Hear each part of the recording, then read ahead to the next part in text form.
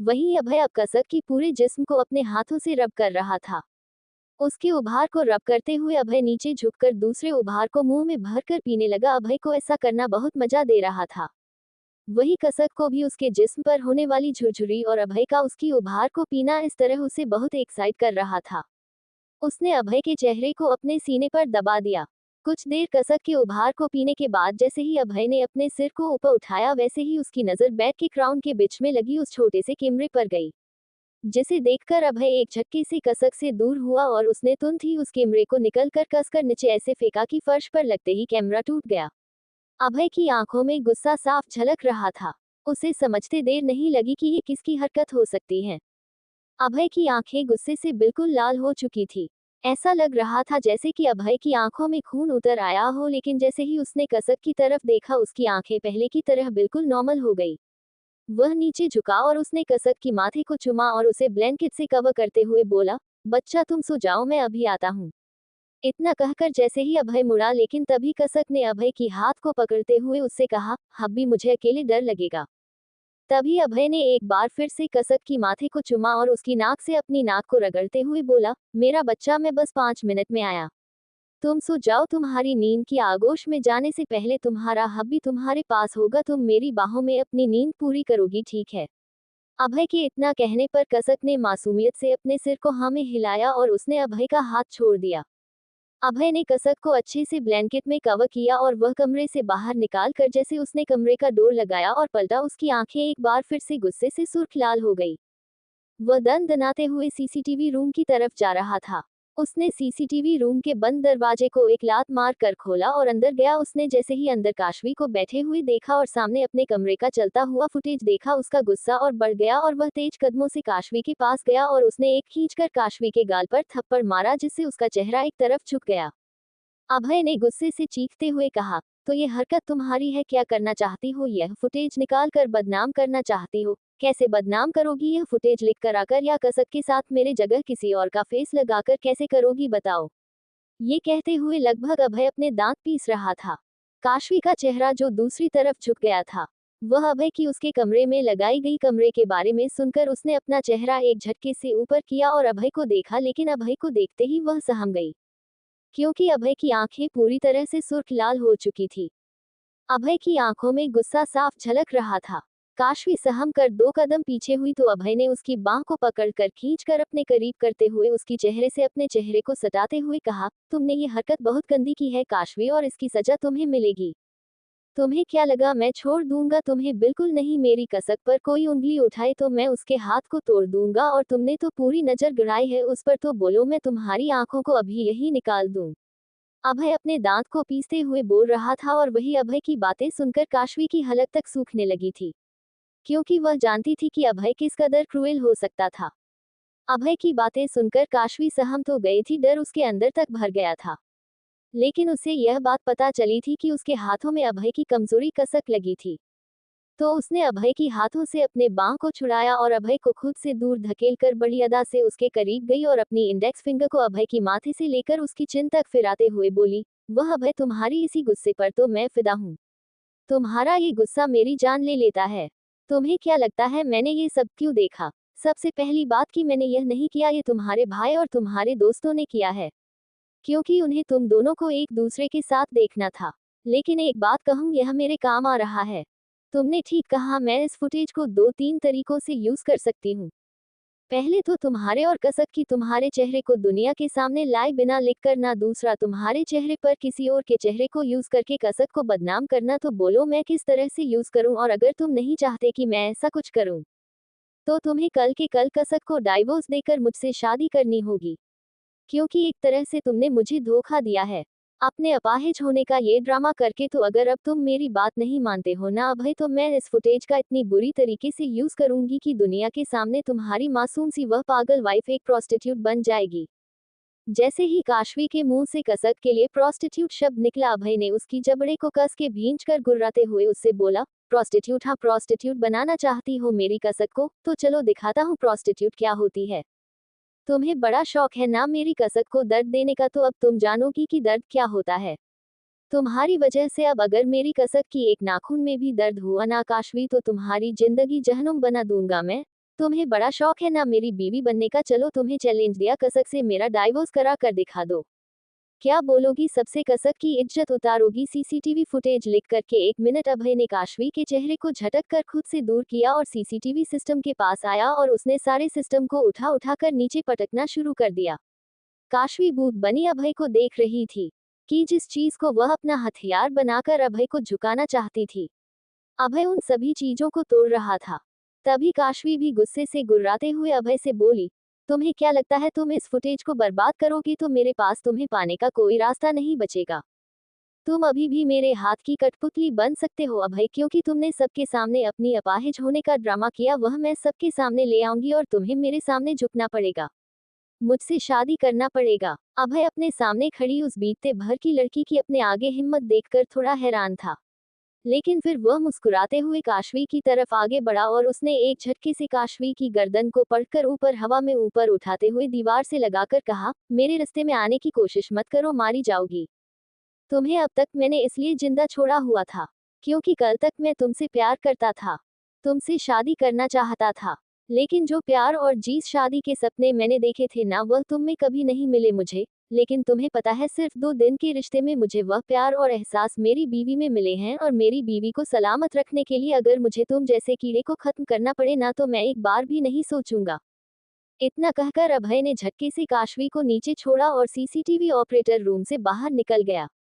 अभी भी अभय का गुस्सा शांत नहीं हुआ था। वह तेज कदमों से चलते हुए हाल में आया और उसने तेज आवाज से चिल्लाते हुए कहा, आयुष आयुष बाहर आओ।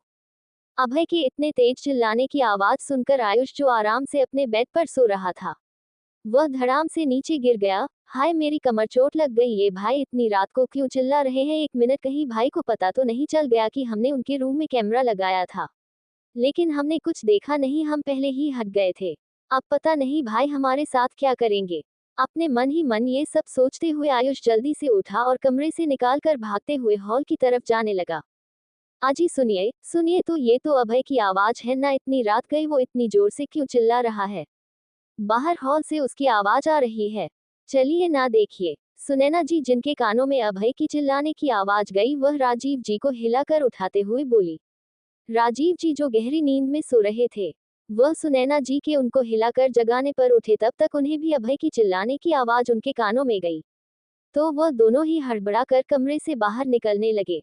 वही अभय की इतनी रात को इस तरह से चिल्लाने की आवाज सुनकर बुआ दादी, राघवेंद्र जी, सुनैना जी और राजीव जी भी कमरे से बाहर आ गए, और वही अभय के सारे फ्रेंड्स भी कमरे से बाहर आ गए। सिर्फ कसक और काशवी ही थी जो दोनों हॉल में नहीं आई थी। कसक नहीं आई थी क्योंकि वह अभय की सुलाने पर सो गई थी, और काशवी का अभय ने बुरा हाल कर दिया था। जैसे ही बुआ दादी, राघवेंद्र जी, राजीव जी और सुनैना जी हॉल में आए, अभय को अपने पैरों में खड़े देखकर उन्हें अपनी आंखों पर विश्वास नहीं हो रहा था। उन्हें लग रहा था कि वह कोई सपना देख रहे हैं।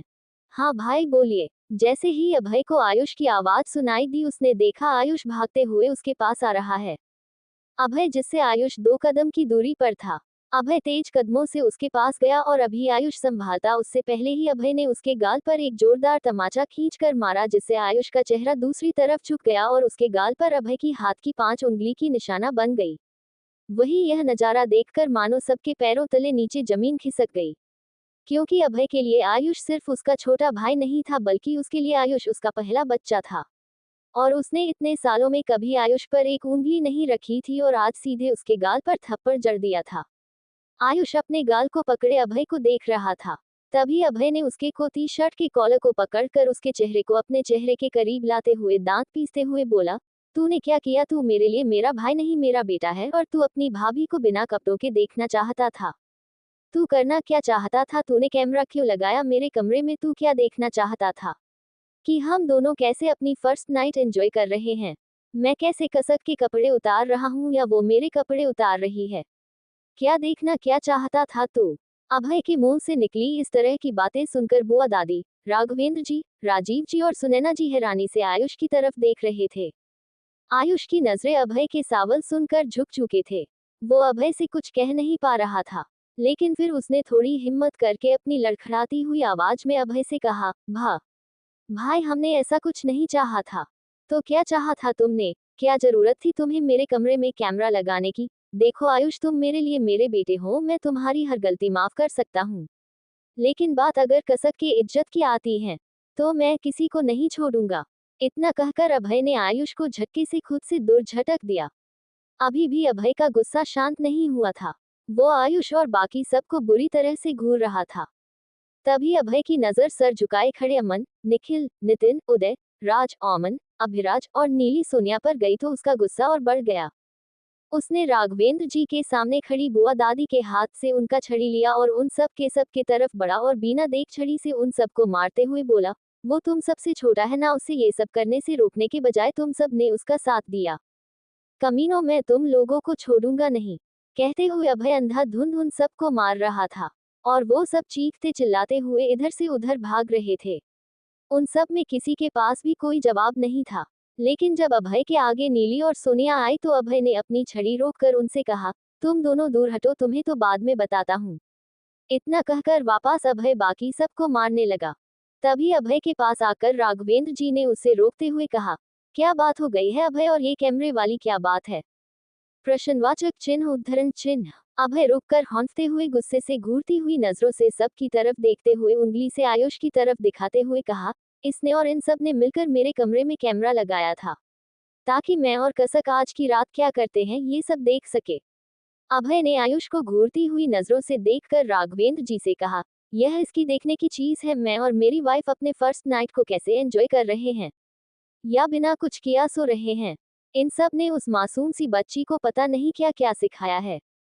गहरी सांस भरने के बाद अभय ने कहा, दादू आपको भी उसकी मेडिकल कंडीशन के बारे में पता है ना, पता नहीं क्या क्या सिखाया है उसे। इन सब ने, वो लड़की इन सब के सिखाने पर ऐसी ऐसी हरकतें कर रही थी कि मैं क्या बोलूं। जैसे ही अभय ने राघवेंद्र जी से ये सब कहा, राघवेंद्र जी का भी गुस्सा फूट पड़ा और उन्होंने उन सब के ऊपर चिल्लाते हुए कहा, क्या तुम सबका दिमाग खराब है? तुम सबको नहीं पता है कि कसक की कंडीशन क्या है और तुम सब ये कर रहे हो, तुम सबको इसकी सजा मिलेगी।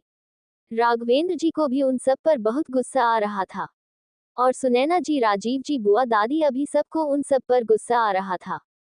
अभय, जिसने बुआ दादी का छड़ी लिया था, उसने बुआ दादी से कहा, दादी आपने जो काशवी इस घर में रोका है उसे सुबह ही इस घर से बाहर निकालिए, नहीं तो मुझसे बुरा कोई नहीं होगा। इतना कहकर अभय बिना वहां एक मिनट रुके ऊपर अपने कमरे की तरफ चला गया। उनसे किसी को भी कुछ और पूछने का मौका तक नहीं दिया। बुआ दादी बस अभय की जाती हुई पीठ को देखती रह गई। अभय तो हॉल से चला गया था लेकिन सभी अभी भी खड़े अभय की जाती हुई पीठ को देख रहे थे। तभी सुनैना जी ने राजीव जी से कहा, राजीव जी, अभय चल पा रहा है, वह बिल्कुल ठीक है, तो फिर यह व्हीलचेयर पर बैठने का क्या मतलब था? क्या उसने ये सब ड्रामा किया था? तभी राजीव जी ने सुनैना जी को संभालते हुए कहा, कल सुबह उससे बात की जाएगी इस बारे में, अभी देखो कि इन गधों ने क्या किया है। इतना कहकर राजीव जी ने आयुष के पास जाकर उसे पीठ पर मरते हुए कहा, गधे कहीं के, कुछ भी करने से पहले सोचते क्यों नहीं हो? तुम सब पागल हो क्या? अभय के कमरे में कैमरा लगाने गए थे, क्या सोचकर लगाया था तुमने कि वह खुश होगा, शाबाशी देगा तुम्हें? दिया ना शाबाशी तुम्हें मारकर। मेरा तो मन कर रहा है कि तुम्हारे पैर तोड़कर अभय के व्हीलचेयर पर बैठा दूं तुम्हें। राजीव जी की बात सुनकर आयुष और बाकी सब ने अपने अपने पैर पकड़ लिए। उदय ने कहा, अभय तो व्हीलचेयर में बैठने का सिर्फ ड्रामा कर रहा था। अगर हमारे पैर तोड़कर आप हमें व्हीलचेयर पर बैठा देंगे तो हम क्या करेंगे? उदय की बात सुनकर सब उसे घूर कर देखने लगे।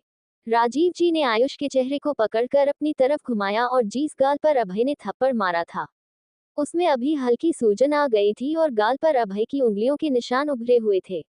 वहीं राजीव जी ने बाकी सब की तरफ देखा तो वह सभी अपने पीठ और पैर को रगड़ रहे थे क्योंकि उन्हें भी अभय ने बहुत बुरी तरह से मारा था।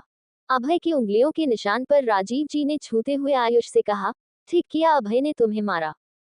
फिर उन्होंने बाकी सबको देखते हुए उनसे भी कहा, तुम सबके लिए भी ठीक है और कल सुबह की सुबह तुम सब यहाँ से निकलो जाओ। हो गई तुम्हारी बहुत मस्ती और तुम लोगों ने जो किया है उसके लिए यही सजा है। जितनी जल्दी हो सके सुबह निकल जाओ, अभय के उठने से पहले। और उन्होंने आयुष की तरफ मुड़ते हुए कहा, और तुम कल सुबह ही राजस्थान के लिए निकलो, हमारे जो न्यू परफ्यूम फैक्ट्री बनने वाली है वो अब मैं नहीं तुम हैंडल करोगे। वैसे भी रानावत कंपनी की सीईओ बन चुके हो, लेकिन कोई काम के नहीं हो, जाओ अपना काम करो। इतना कहकर राजीव जी सुनैना जी को अपने साथ लेकर कमरे में चले गए। राघवेंद्र जी पहले ही चले गए थे और बुआ दादी ये सोच रही थी कि आखिर काशवी ने ऐसा क्या कर दिया जिससे अभय उससे इतना गुस्सा हो गया है। और आयुष राजीव जी की बात सुनकर सदमे में खड़ा अपने पापा को कमरे में जाते हुए देख रहा था। उसने चिल्लाते हुए कहा, डैड, प्लीज डैड, मुझे वहां नहीं जाना, आप दूसरा कोई सजा दे दो, मुझे वह मंजूर होगा, लेकिन मुझे वहां नहीं जाना। वहां डैड किसी भी तरह की फैसिलिटीज नहीं है, वहां बाथरूम जाने के लिए भी मुझे खेत में जाना पड़ेगा। नहीं नहीं नहीं डैड, प्लीज मुझे वहां नहीं जाना, मुझे नहीं जाना डैड। आयुष चिल्लाता रह गया, लेकिन राजीव जी ने उसकी एक भी बात नहीं सुनी और अपने कमरे के अंदर चले गए। वही जब अभय अपने कमरे में पहुंचा और डोर खोलकर अंदर गया तो उसने देखा कि कसक ब्लैंकेट के अंदर सिकुड़ी एक छोटी सी बंदर के बच्चे की तरह सो रही थी। अभय मुस्कुराते हुए उसके पास गया और कसक के बगल में लेट गया, क्योंकि कसक को देखते ही उसके अंदर का गुस्सा कहीं हवा सा उड़ चुका था। अभय ने कसक को उसकी कमर से पकड़कर खींचकर अपनी बाहों में भर लिया और उसके बालों को सहलाते हुए बोला, मेरा प्यारा बच्चा, मैं हर वह मुमकिन कोशिश करूंगा जो तुम्हारी हिफाजत के लिए होगी। तुम्हें कोई नजर उठाकर देखे मैं ये भी बर्दाश्त नहीं करूंगा। तुम्हें देखने का हक सिर्फ मेरा है, किसी और ने देखना चाहा तो उसकी आंखें निकाल दूंगा। अभय के कसक को खींचकर अपने गले से लगने पर कसक की आंखें खुल गई थी और उसने प्यार से अभय के गालों को अपने अंगूठे से सहलाते हुए कहा, हब्बी आप आ गए, मुझे अकेले में डर लगता है, प्लीज मुझे अकेला छोड़कर मत जाया करो। अभय ने झुककर कसक के दोनों गालों को पकड़कर किस किया और उसके नाक से नाक टच करते हुए बोला, कहीं नहीं जाऊंगा, मैं अपनी बीवी को छोड़कर कहीं नहीं जाऊंगा, अब ठीक है। कसक मुस्कुराए और वापस से उसने अभय के सीने पर अपना कर रख दिया और आंखें बंद करते हुए बोली, मेरे अच्छे हब्बी। उसकी बातें सुनकर अभय मुस्कुराने लगा, लेकिन जैसे ही कसक की गहरी सांस उसे सुनाई दी, अभय के होठों की मुस्कान फीकी पड़ती गई और उसके चेहरे पर फिर से वही गुस्सा नजर आने लगा। उसने साइड टेबल से अपना फोन उठाया और उसने मानिक को कॉल किया। अभी रात के 2:30 बजे बज रहे थे और मानिक वह जाग रहा था। अपने घर पर उसे भी नींद नहीं आ रही थी। जैसे ही उसके फोन की रिंग बजी, उसने फोन देखा, अभय का नाम फ्लैश हो रहा था। उसने रिसीव किया और कहा, बोल अब क्या करना है। अभय ने सख्त लहजे में कहा, तूने काशवी का इंतजाम कर दिया है। मानिक ने कहा, हाँ बिल्कुल, बस कल का इंतजार है। अभय ने कहा, तू चाहे जो कर, वो तेरी मर्जी, लेकिन उसमें एक चीज ऐड कर जो मैं चाहता हूँ। इतना कहकर मानिक को क्या करना है और कैसे करना है, अभय ने उसे सब कुछ समझाया और फोन कट कर दिया और उसने वापस से कसक को कस के अपनी बाहों में भरकर खुद अपनी आंखों को बंद करके सोने की कोशिश करने लगा। सुबह के वक्त कसक, जो अभय से पहले सोई थी, वह अभय से पहले उठ भी गई, क्योंकि अभय जो अपनी डेली रूटीन के अकॉर्डिंग उठता था, वह आज उठा ही नहीं, क्योंकि उसे कसक की बाहों में बहुत सुकून की नींद आई थी और अभी वह खुद कसक के ऊपर सो रहा था और उसने अपना चेहरा कसक के सीने पर छुपाया हुआ था। उसे पूरी तरह से अपने नीचे जकड़ रखा था। जब कसक को अपने ऊपर कुछ भारी सा महसूस हुआ तो उसने अपना चेहरा नीचे करके अभय की चेहरे को अपने सीने में देखा तो उसने अपना हाथ बढ़ाकर उसकी गाल को छुआ और फिर कहा, यह मेरा गुड्डू भी ना मुझे अपने नीचे दबा देगा। गुड्डू अभी उठो, मैं चपटी हो जाऊंगी आपके नीचे। अभय को कसक का छूना अच्छा लग रहा था, लेकिन जैसे उसने गुड्डू कहा, अभय का एक्सप्रेशन चेंज हो गया और उसने झट से आंखें खोलकर कसक के दोनों हाथों को पकड़कर कस के बेड पर दबाते हुए कहा, ये गुड्डू कौन है, बार बार यह गुड्डू गुड्डू क्यों करती हो। मैं हूं ना तुम्हारा हब्बी, तुम मुझे हब्बी हब्बी बोलो ना, गुड्डू गुड्डू मत बोलो, मुझे चिढ़ होती है। तुम्हारे मुंह से यह गुड्डू नाम सुनकर पता नहीं कौन है जो मेरा सौतन बना बैठा है। एक बार मिल जाए वो साला, उसे तुम्हारा भाई बना दूंगा और मेरे बच्चों का मामू। अभय के मुंह से ये सब सुनकर कसक आंखें फाड़े उसे देख रही थी। फिर कसक ने अभय को अपने ऊपर से धक्का देते हुए कहा, आप हो मेरे गुड्डू, मेरे हब्बी, मेरे गुड्डू। इतना कहकर कसक जैसे बेड से उठाना चाहती थी। अभय ने उसका हाथ पकड़कर वापस से बेड पर खींच लिया। जैसे ही कसक बेड पर गिरी, अभय उसके ऊपर आ गया और उसने कहा, नहीं, मुझे कोई गुड्डू नहीं सुनना, मुझे सिर्फ तुम्हारे मुंह से हब्बी सुना है। तुम्हारे मुंह से मेरे लिए सिर्फ हब्बी निकलना चाहिए और कुछ नहीं, और सिर्फ मेरे लिए, क्योंकि मैं तुम्हारा हब्बी हूं ना। कसक ने अभय को कुछ देर देखते रहने के बाद कहा, आप इतने बड़े होकर ऐसे बच्चों जैसी जिद क्यों कर रहे हो जैसे मैं करती हूँ। आप तो इतने बड़े हो हब्बी। अभय अपना चेहरा कसक के चेहरे के पास ले गया और उसके चेहरे पर अपनी गर्म सांस छोड़ते हुए सरगोशी भरी आवाज में बोला, क्योंकि मुझे ये बिल्कुल बर्दाश्त नहीं है कि मेरी बीवी किसी और का नाम ले। मेरी बीवी के मुंह से मुझे सिर्फ अपना नाम सुनना है, हब्बी कहो ना। कसक ने भी बिना कोई नखरे दिखाए अभय की आंखों में प्यार से देखते हुए कहा, हब्बी, आप मेरे अच्छे हब्बी हो। कसक की मुंह से बार बार हब्बी सुनना अभय को बहुत अच्छा लग रहा था। तो उसने कहा, एक बार और कहो। कसक ने फिर कहा, मेरे अच्छे हब्बी। अभय ने प्यार से कसक के पूरे चेहरे पर किस करते हुए कहा, एक बार फिर से कहो। कसक ने भी अभय की तरह उसके चेहरे को पकड़ा और उसे पिंच करते हुए दोनों तरफ घूमते हुए कहा, आप मेरे बहुत अच्छे हब्बी हो, आप मुझे डांटे भी नहीं हो और मुझे इतना सारा प्यार करते हो। इतना कहकर कसक ऊपर उठी और अभय के माथे को चुम्मा, फिर उसके दोनों गालों को चुम्मा, उसके दोनों आंखों को और फिर नाक को चूम कर हटने लगी तो अभय ने कसक की उंगली पकड़कर अपने होठों पर रखते हुए कहा, और यहाँ कौन करेगा, मैं इंतजार कर रहा हूँ, यहाँ करो। कसक मुस्कुराकर अभय के चेहरे को प्यार से निहारने के बाद फिर ऊपर उठकर अभय के होठों पर अपने होंठ मिला दी और वह जैसे ही होठों के मिलने के बाद दूर हटाना चाहती थी, अभय ने उसके गर्दन के पीछे अपने हाथ रखे और उसे अपने तरफ धकेलने लगा और होठों पर दबाव बढ़ाने लगा। अभय ने पूरी तरह से कसक के होठों को अपने मुंह में भर लिया था और उन्हें बेताबी से किस कर रहा था, जैसे कि अगर अभी उसने कसक के होठों को छोड़ा तो उसकी सांसें रुक जाएगी। वो कसक के सांसों को अपनी सांसों में भर रहा था। कुछ देर तो अभय की इस बेताबी भरी किस को कसक झेल नहीं पाए और उसने खुद को अभय से छुड़ाने की कोशिश की, लेकिन जब वह खुद को छुड़ा नहीं पाई तो उसने खुद को ढीला छोड़ दिया और कसक का खुद को ढीला छोड़ने का मतलब था अभय का उसके ऊपर हावी होना। अभय पूरी तरह से कसक के ऊपर छा गया और उसे बेताबी से किस करने लगा। अब कसक के हाथों की उंगलियों में अभय की उंगलियां फांसी हुई थी और वह पूरी तरह से कसक के ऊपर छाया हुआ था और उसे किस कर रहा था।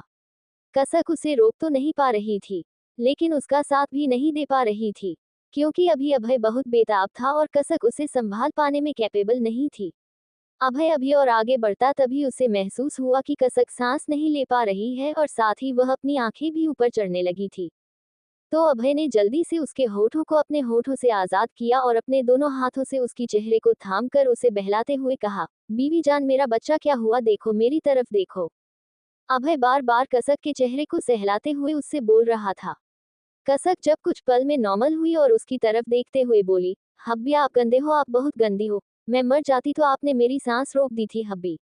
जैसे ही अभय ने कसक के मुंह से सुना कि अभी मैं मर जाती तो अभय ने उसके होठों को एक बार फिर से अपने होठों से ब्लॉक कर दिया और उसे वैसे ही लेकर बेड पर पड़ा रहा। कसक बस अपनी बड़ी बड़ी आंखों से उसे देख रही थी। अभय कुछ देर के बाद कसक के होठों से अपने होंठ हटाने के बाद उससे कहा, दोबारा ये शब्द मत बोलना क्योंकि अब तुमसे मेरी सांसें जुड़ी है। अगर तुम्हें कुछ हुआ ना तो तुम्हारी कसम मैं खुद को भी खत्म कर लूंगा। अभय जानता था कसक के सामने इन बातों का बोलने का कोई मतलब नहीं है। कसक इन बातों को समझने में अभी बहुत छोटी है, लेकिन फिर भी वह ये शब्द कसक से कहने से खुद को रोक नहीं पाया। उसने प्यार से कसक के माथे से अपने माथे को जोड़कर कहा, तुम में कुछ तो बात है कसक, मैं खुद को तुम्हारे करीब आने से रोक नहीं पा रहा हूँ। जहाँ मुझे तुम्हारी बहन से नफरत हो रही है, वही तुम में कुछ खिंचाव सा महसूस हो रहा है और तुम्हारी तरफ में खींचता चला जा रहा हूँ। मुझे मोहब्बत हो रही है तुमसे। आज तक अभय रानावत ने कभी किसी लड़की की तरफ आंख उठाकर नहीं देखा था, लेकिन आज वही अभय रानावत तुम्हारी आगे मजबूर हो रहा है। ऐसा क्यों हो रहा है मेरे साथ? अभय अपने ही सवाल पर मुस्कुराने लगा क्योंकि उसके नीचे दबी उसकी लिटिल गर्ल उसके इन सवालों का कोई जवाब नहीं दे रही थी। अभय कसक के ऊपर से हट गया और उसने ब्लैंकेट हटाया ताकि कसक भी उठ सके, लेकिन कसक के जिस्म को देखकर एक बार फिर से अभय सेड्यूस होने लगा था, क्योंकि अभी भी कसक ने रात वाली हॉट नाइटी पहन रखी थी। अभय ने कस के अपनी आंखें बंद की और कहा, आयुष के बच्चे, तुझे सिर्फ एक थप्पड़ नहीं मारना चाहिए था, तुझे तो मारकर तेरे हाथ तोड़ देने चाहिए थे, जिससे तूने मेरी बीवी को ये गिफ्ट दिया था। रुका रहा हूँ नीचे तुझे और बताता हूँ। इतना कहकर अभय ने प्यार से कसक के गालों को चूमा और कहा, जाकर यह कपड़े चेंज करो और एक अच्छा सा सूट पहन कर आओ, फिर हम नाश्ते के लिए चलते हैं। कसक ने भी अभय की गाल पर अपने होंठ रखते हुए शरारत से कहा, कल की तरह आप नहला दो ना, आपने बहुत अच्छा नहलाया था, मुझे बहुत अच्छा लगा था। कसक अभय को देखकर मुस्कुरा रही थी। वही कसक के इतना कहने पर अभय भी उसे देखकर मुस्कुराया और बेड से उठकर खड़ा हो गया। फिर उसने कसक के आगे अपना हाथ फैलाया तो कसक की छोटे से बच्चे की तरह उछलकर अभय की गोद में चढ़ गई और अभय उसे वैसे ही लेकर बाथरूम में चला गया। उसने कसक की नाइटी उतरी और डस्टबिन में ऐसे फेंक कर मारा जैसे वो नाइटी नहीं आयुष हो, फिर खुद से ही बोला, मैं अपनी पसंद की नाइटी तुम्हें पहनाऊंगा जब तुम बड़ी हो जाओगी, जब मैं इन्हें उतर सकूं खुद से और तुम्हें प्यार कर सकूं। अभय को खुद से बड़बड़ाते देख कसक ने कहा, हब्बी नहलाओ ना, मुझे भूख लगी है। अभय ने सवार ऑन किया और कसक को नहलाना शुरू कर दिया। कुछ देर के बाद जब उसने कसक को नहला दिया तो स्लैब से टॉवल उठाया और उसमें कसक को लपेटकर बाथरूम की स्लैब पर बैठाते हुए कहा, यहाँ पर चुपचाप से बैठी रहना, मैं नहा लेता हूँ।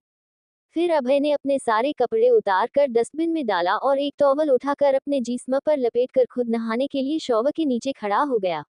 उसने ऐसा इसलिए किया क्योंकि अगर वह पूरी तरह से नेकड होकर नहाता तो शायद अभी कसक उसके बड़े इंजेक्शन को देखकर कुछ ना पूछती तो जरूर और अभी उसके किसी सवाल का जवाब नहीं देना चाहता था। इसलिए अभय उसकी तरफ पीट करके ही नहा रहा था। जब अभय ने शावर ले लिया तो उसने भी एक दूसरा टॉवल उठाया और अपने लोअर पार्ट में बांधते हुए कसक के पास आया और वापस से उसे अपनी बाहों में उठाकर कमरे में लेकर आया और उसे एक सिंपल सा शूट पहनाकर रेडी किया। फिर खुद रेडी हो कसक को लेकर कमरे से बाहर निकल गया। जब कसक को लेकर अभय नीचे आया तो उसने देखा कि सभी डाइनिंग हॉल में बैठे नाश्ता कर रहे हैं। जैसे ही सबने सामने अभय को देखा तो सभी अपनी जगह से उठकर खड़े हो गए, क्योंकि अभी भी उन्हें लग रहा था कि अभय उनसे गुस्सा है और कहीं उन्हें दोबारा मारना शुरू ना कर दे। लेकिन हाँ, अभय के दोस्तों में एक बात थी कि अगर वह सब गुस्से में एक दूसरे को पीटते भी थे तो कोई भी नाराजगी जाहिर नहीं करता था कि तूने हमें क्यों पिटा, क्योंकि गलती उनकी थी और उन्होंने चुपचाप मार खा ली। और सबसे बड़ी बात, अभी अभय व्हीलचेयर पर नहीं था। अभय अपने पैरों पर चलकर आकर अपनी जगह पर बैठा और अभय के बगल वाले चेयर पर कसक को बैठने के लिए कहा, लेकिन कसक वहां नहीं बैठकर जाकर आयुष के बगल वाले चेयर पर बैठ गई, क्योंकि कसक ने दूर से ही देख लिया था कि उसका बेस्टू बहुत उदास नजर आ रहा है। उसके बगल में बैठकर तुरंत उसकी तरफ मुड़ी और उसके चेहरे को अपने दोनों हाथों में भरकर उसके चेहरे को इधर उधर घुमा कर देखते हुए बोली, मेरा बेस्टू उदास क्यों है, क्या हो गया मेरे बेस्टू को। कसक की इस हरकत पर बुआ दादी उसे देख रही थी, क्योंकि जहां उस लड़की को अपना खुद का होश नहीं है वही वह आयुष से पूछ रही है कि उसे क्या हुआ। आयुष जो सुबह उठने के बाद से मुंह फुलाया इधर उधर घूम रहा था, क्योंकि उसे राजीव जी ने राजस्थान परफ्यूम फैक्ट्री में काम करने के लिए कहा था। तो अभी कसक के इस तरह पूछने से उसने कसक के कंधे पर अपना सर रखकर आंसू बहते हुए कहा, बेस्टू मुझे पापा घर से निकाल रहे हैं, उन्होंने मुझे दूर राजस्थान जाकर काम करने के लिए कहा है। कसक पापा सुनकर इधर उधर देखने लगी, क्योंकि उसे लगा कि आयुष विजय जी के बारे में कह रहा है, लेकिन विजय जी तो वहां थे ही नहीं। तो कसक ने आयुष से कहा, लेकिन बेस्टू यहाँ तो पापा है ही नहीं, तुम पापा के बारे में क्यों बोल रहे हो। तभी आयुष उसके कंधे से सर उठाकर कसक के चेहरे को देखने लगा। कुछ देर कसक के चेहरे को देखने के बाद आयुष राजीव जी की तरफ उंगली करते हुए बोला, वह मेरे पापा, उन्होंने कहा है कि मुझे घर से दूर राजस्थान जाकर काम करना होगा। बेस्टू तुम मुझे रोक सकती हो, रोक लो ना बेस्टू प्लीज। अभी आयुष कसक से एक छोटे से बच्चे की तरह जिद कर रहा था, तो कसक भी बेचारी उसके सर को अपने कंधे पर रखकर थपकी देते हुए बोली, नहीं मेरा बेस्टू कहीं नहीं जाएगा, तुम रुको बेस्टू रुको, मैं अभी पापा से पूछती हूँ। कसक एकदम मासूम सी टिमटिमाती हुई आंखों से राजीव जी की तरफ देखते हुए बोली, बेस्टू के पापा, आप बेस्टू को बाहर क्यों भेज रहे हो, घर से क्यों निकाल रहे हो। मेरा बेस्टू मेरे पास रहेगा, रहने दो ना। अभय आयुष की नौटंकी देख रहा था और कसक की मासूमियत भी कि कैसे वो अपना नाश्ता करना छोड़कर आयुष को बाहर जाने से रोकने की कोशिश कर रही है। तभी राजीव जी ने बड़े प्यार से कसक को समझाते हुए कहा, वह क्या है ना बेटा जी, आपका बेस्टू घर पर रहकर कामचोर हो गया है, लेकिन ऐसे ही तो सारी जिंदगी कामचोरी करके नहीं गुजार सकता, इसे थोड़ा काम करना भी सीखना चाहिए और इसलिए ही इसे मैं काम करने के लिए भेज रहा हूँ। लेकिन आप फिक्र मत करो, आपका बेस्टू कुछ दिन के बाद आपसे मिलने आ जाएगा। राजीव जी ने जितने अच्छे से कसक को अभी समझाया था, तो कसक ने अपने सर को हाँ में हिलाकर कहा, बेस्टू तुम्हारे पापा तुम्हें काम सीखने के लिए भेज रहे हैं, तुम्हें भगा नहीं रहे हैं। तुम जल्दी से काम सीख कर वापस आ जाना और मेरे लिए ढेर सारा चॉकलेट लेकर आना यम्मी। कसक चॉकलेट याद करके अपने जीभ होठों पर फेरने लगी थी, और वहीं कसक की बातें सुनकर आयुष का मुंह लटक गया था। तभी सुनैना जी किचन से गरम गरम पुरियां लेकर आए और अभय के सामने पुरियों की बाउल को पटकते हुए अभय को गुस्से भरी नजरों से देखने लगी। अभय तिरछी नजरों से अपनी मॉम को देख रहा था, लेकिन उसने कुछ बोला नहीं, क्योंकि उसे पता था कि अब सब उसे बुरी तरह से डटेंगे। सभी सुनैना जी की तरफ देखने लगे थे। तभी सुनैना जी ने अभय से कहा, बहुत बड़े हो गए हो ना बेटा, हर फैसला अपनी मर्जी से लेने लगे हो, हम तो कुछ लगते ही नहीं है तुम्हारे, जो हमसे कुछ पूछोगे बोलोगे बताओगे कुछ भी नहीं। सुनैना जी आगे बड़बड़ाते हुए सबको पुरियां सर्व करते हुए आगे बढ़ने लगी और उनके गुस्से से भरे चेहरे को देखकर कोई भी उनसे कुछ कह नहीं पा रहा था। बस चुपचाप से अपना अपना नाश्ता कर रहा था। तभी अभय अपनी जगह से उठा और सुनैना जी जो अब तक राघवेंद्र जी के पास तक चली गई थी, अभय उनके पास गया और उन्हें बैकहक करते हुए बोला, मॉम ये सीक्रेट मिशन था, मैं इसके बारे में कुछ भी नहीं कह सकता, इसलिए मैंने आप लोगों को नहीं बताया, और इन कमीनों में से भी सिर्फ नितिन और निखिल को पता था, लेकिन उन दोनों ने इन सभी कमीनों को बता दिया। अभय के मुंह से अपने लिए कमीने सुनकर सभी का मुंह बन गया था, लेकिन किसी ने कुछ कहा नहीं। अभय ने राघवेंद्र जी, बुआ, दादी, राजीव जी और सुनैना जी इन सभी को देखते हुए कहा, मोम, डैड, दादू और बुआ दादी, मैं एक सीक्रेट मिशन पर हूँ, जिसकी वजह से मुझे इस तरह से रहना पड़ रहा है। मैं अभी कुछ नहीं कह सकता, लेकिन हाँ, जैसे ही सब ठीक हो जाएगा मैं आप लोगों को सब चीज बता दूंगा। अभय सुनैना जी की दोनों गाल को अपने हाथों में भरकर उनसे बोला, मेरी प्यारी मॉम, प्लीज मुझे माफ कर दो, लेकिन मॉम आपको पता है कि सीक्रेट मिशन में मैं कुछ भी किसी के सामने कुछ कह नहीं सकता, इसलिए प्लीज मॉम, और आप ये देखो ना, मेरे इस प्लान की वजह से आपको आपकी प्यारी बेटी मिल गई। ये कहते हुए अभय ने सुनैना जी को कसक की तरफ दिखाया तो कसक उन्हें ही अपनी टिमटिमाती हुई मासूम सी आंखों से देख रही थी। कसक का मासूम चेहरा देखकर सुनैना जी का सारा गुस्सा पल में छूमंतर हो गया, क्योंकि ये सच था कि अगर अभय ने यह व्हीलचेयर पर बैठने का एक्ट नहीं किया होता तो उसकी शादी कसक से नहीं काशवी से होती, लेकिन अब उसकी शादी कसक से हुई थी और सुनैना जी को कसक के रूप में एक प्यारी सी बेटी मिल गई थी। इसलिए वो अभय के गाल को चूमते हुए बोली, हाँ, इसके लिए मैं तुम्हें माफ कर सकती हूँ, क्योंकि तुम्हारे वजह से मुझे एक प्यारी सी बेटी मिली है, लेकिन तुम्हें हमें सब चीज शुरू से बताना होगा। अभय सुनैना जी के गले लगकर बोला, ऑफ कोर्स मॉम, मैं पूरी बात आप लोगों को बताऊंगा। तभी सुनैना जी ने प्यार से अभय को चेयर पर बैठाया और कहा, चलो नाश्ता कर लो। अभय अब अपना नाश्ता करने लगा। वही कसक को उसके बगल में बैठा आयुष अपने हाथों से खिला रहा था।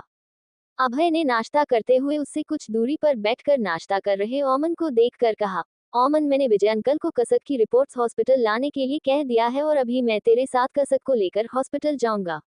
ओमन ने अभय की बात सुनकर एक बार कसक की तरफ देखा और हाँ में अपना सर हिलाया और अपना नाश्ता करने लगा। वही अभी सभी बातों को भूलकर नाश्ता कर ही रहे थे। जब वहां काशवी आई, काशवी का एक साइड का गाल फूलकर पाव रोटी की तरह हो गया था। उसे देखकर कसक, जो आयुष के होंठ से नाश्ता कर रही थी, उसने कसकर आयुष का होंठ पकड़ लिया, और उसे ऐसे देखकर अभय और आयुष दोनों की आंखों में काशवी के लिए गुस्सा नजर आने लगा। काशवी अभी चाय खींचकर बैठती उससे पहले ही अभय ने कहा, तुम्हें यहाँ बैठने की जरूरत नहीं है, बाहर जाने का दरवाजा उस तरफ है, निकलो। अभय ने अपने उंगली से बाहर की तरफ इशारा करके बताया था। वही अभय की इस तरह कहने से काशवी का गुस्सा सातवें आसमान पर पहुंच गया था, लेकिन वह कुछ कर नहीं सकती थी। उसने अभय को देखकर दांत पीसते हुए खुद से कहा, अभय, तुम बहुत पछताओगे, तुम मेरे साथ जैसा सुलूक कर रहे हो ना, अगर मैंने तुम्हारे साथ इससे भी बुरा सुलूक ना किया तो मेरा नाम भी काशवी चौधरी नहीं। वही अभय काशवी की दिमाग में चल रहे ख्यालों से अनजान नहीं था। उसने खुद के मन में कहा, तुम इस घर से बाहर तो निकलो, देखो फिर तुम्हारे साथ क्या होता है। अगर तुमने जीते जी इन दोनों नरक नहीं भोगी तो मेरा नाम भी अभय रानावत नहीं। अभय के चेहरे में अभी डेविल स्माइल थी और वह काशवी को डेविल स्माइल करते हुए देख रहा था, जैसे कह रहा हो, तुम अभी बच्ची हो, मेरे साथ खेलने के बारे में मत सोचो, अगर मुझसे उलझोगी तो तुम्हारी जिंदगी तबाह हो जाएगी और उसकी शुरुआत मैंने कर दी है। बस तुम यहाँ से बाहर निकलो, इसका नमूना तुम्हें नजर आ जाएगा। और काशवी भी अभय की इस तरह से मुस्कुराते हुए चेहरे को देखकर थोड़ा सा शहम गई थी, क्योंकि वो अभय को अच्छी तरह से जानती थी। इतने सालों उसके साथ रहने का नतीजा ये था कि अभय की बंद होठों के पीछे की आवाज को काशवी हल्का हल्का पहचानने लगी थी, कि जो अभय बोलता है तो वह करता है और जो वह नहीं बोलता है वह पूरे डंके के चोट के साथ करता है। अभय को यूं शैतानों की तरह मंद मंद मुस्कुराते हुए देखकर काशवी काफी डर गई और कुछ बोल नहीं पाए, और वह जल्दी से जल्दी रानावत हवेली से बाहर जाने के लिए अपने कदम आगे बढ़ाने लगी।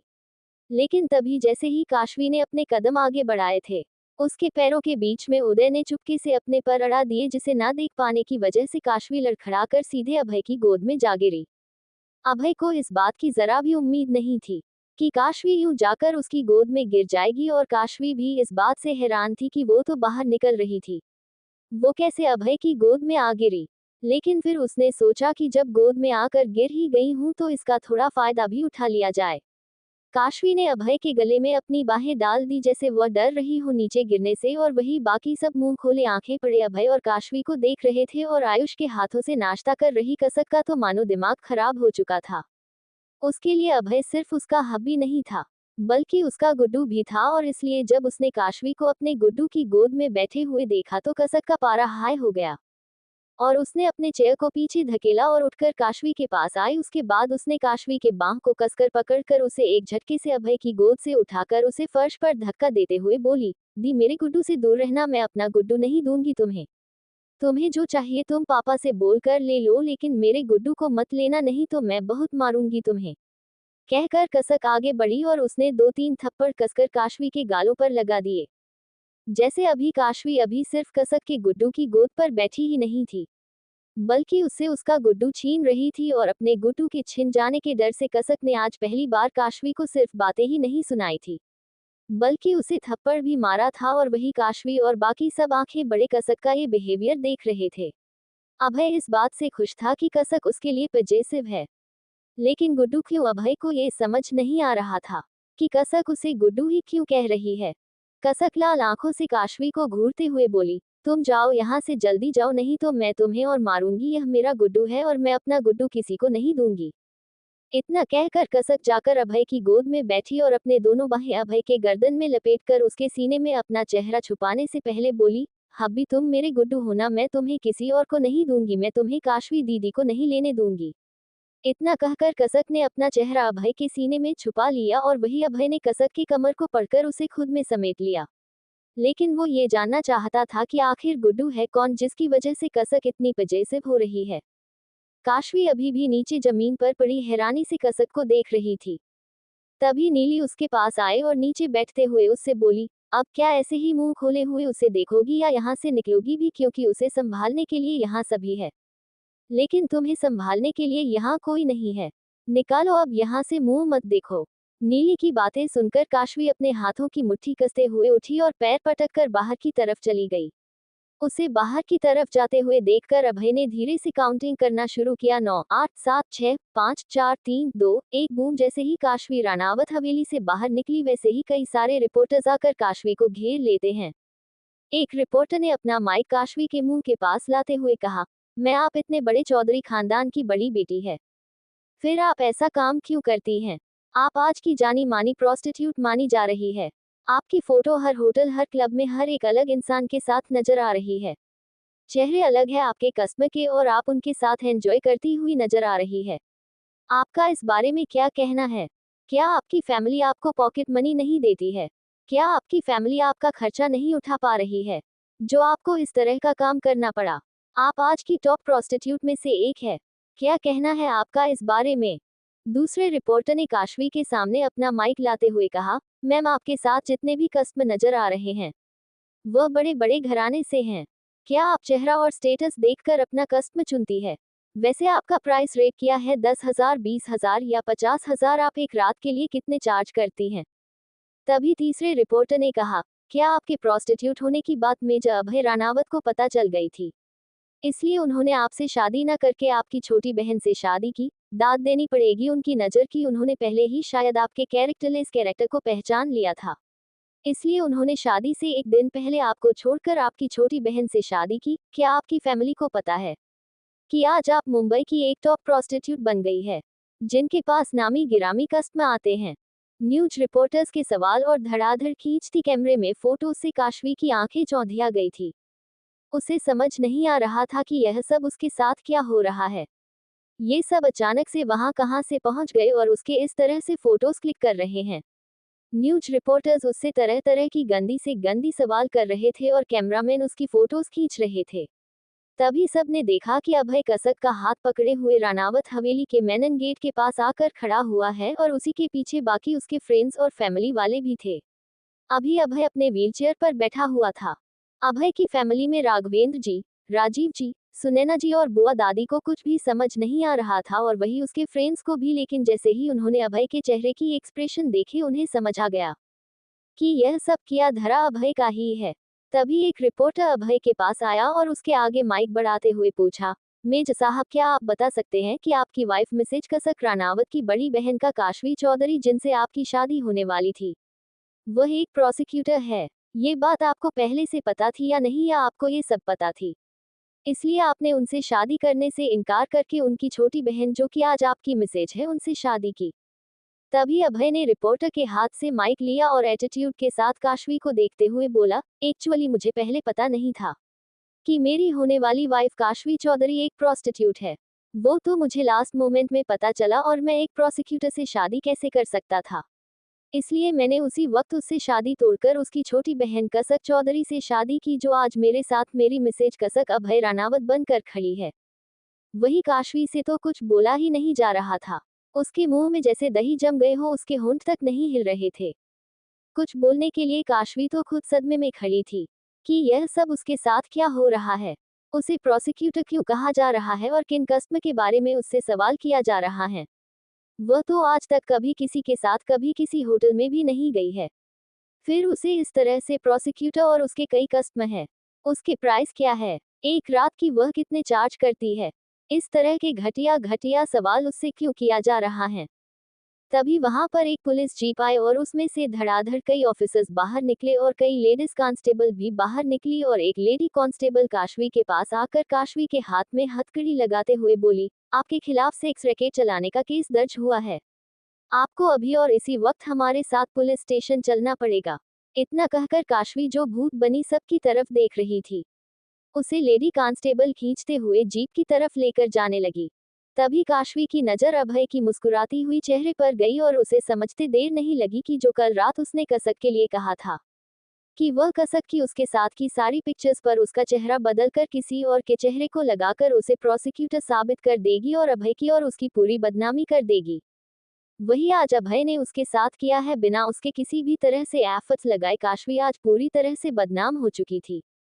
वह सबकी नजरों में एक ही ग्रेड की प्रोस्टिट्यूट बन गई थी।